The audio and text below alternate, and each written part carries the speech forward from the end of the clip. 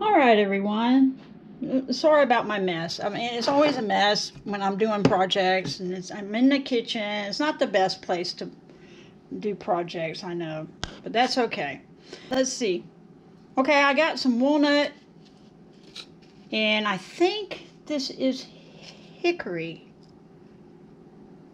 It's not poplar, it's hickory, and it's hard wood.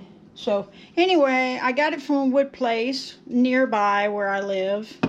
So I didn't have to order it online and wait for days for it to come in. I will have to order some wood to get Spectra ply and some dark wood to make other projects with, which is what I want to do.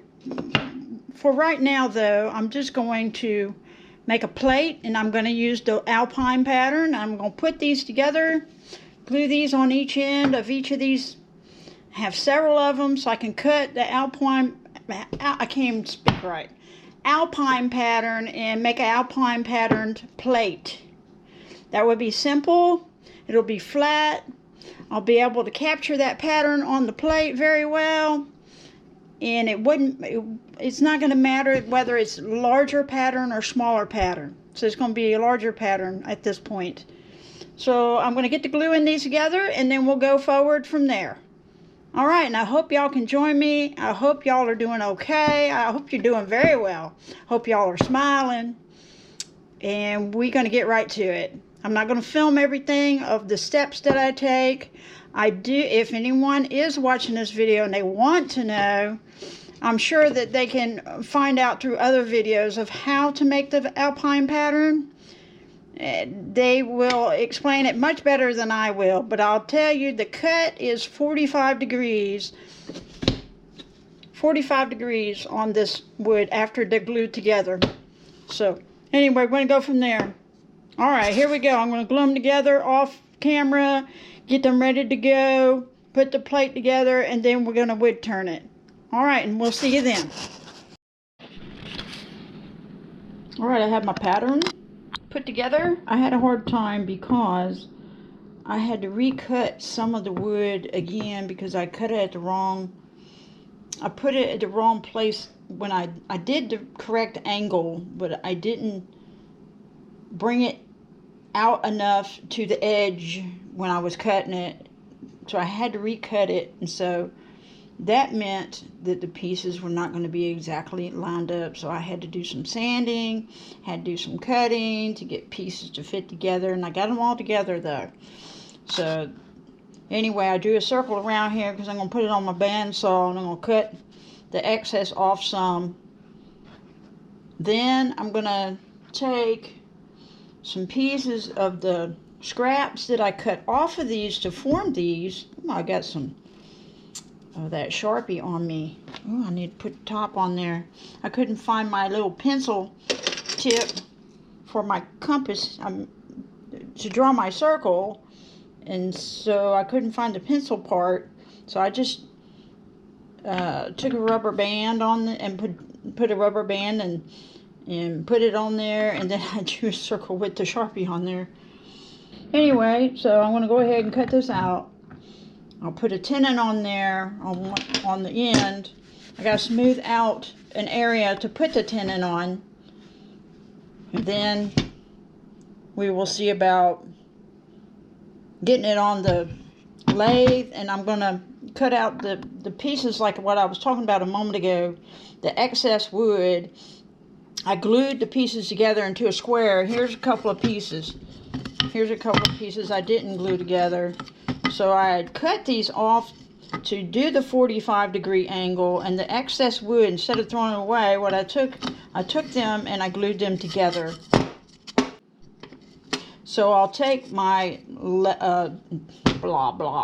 I can't even talk right today. I'll take my sled, my wedgie sled, and I will find out best that I can. I'm going to try to do this. I don't know if it's going to work or not, but I'm going to try to see if I can make a ring as close to this circle size as possible and put the segmented pieces on the outside of the ring to make a bigger size plate, to make a circle.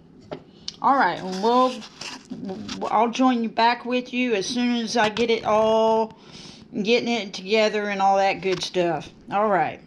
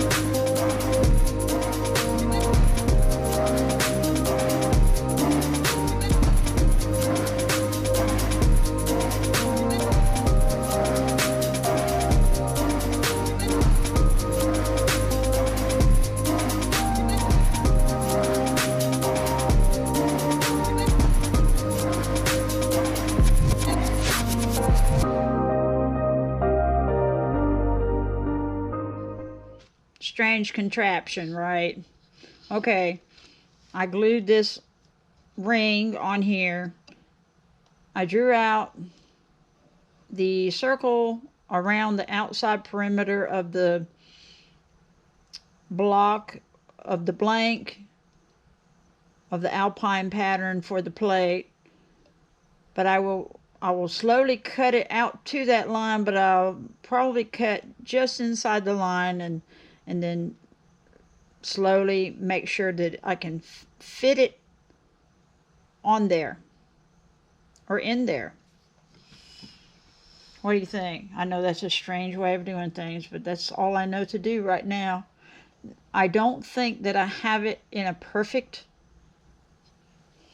I don't think I have it level or running true with the circle right now, but that's okay. So I'm going to get going with that and see if I can't just get this to fit onto that piece so we can have a end lip for the plate. And so it's not such a small plate. Let's see, what do I want to use?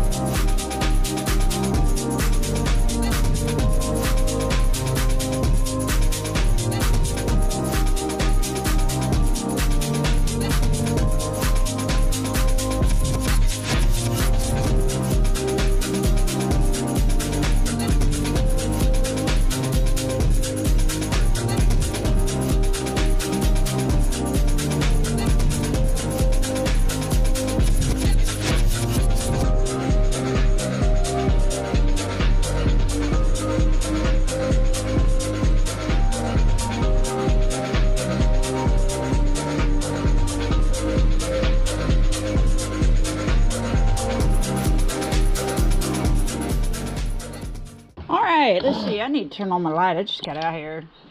Okay. Let's see. I have it sticking out a lot on this end, so what I'm thinking on doing, instead of wasting a bunch of wood and cutting this down and then doing the back and cutting that down to meet this ring, I want to cut it off at the tenon, and then I'm going to flip it around. So this will be the back end, this will be the front. So I'm going to flip it around.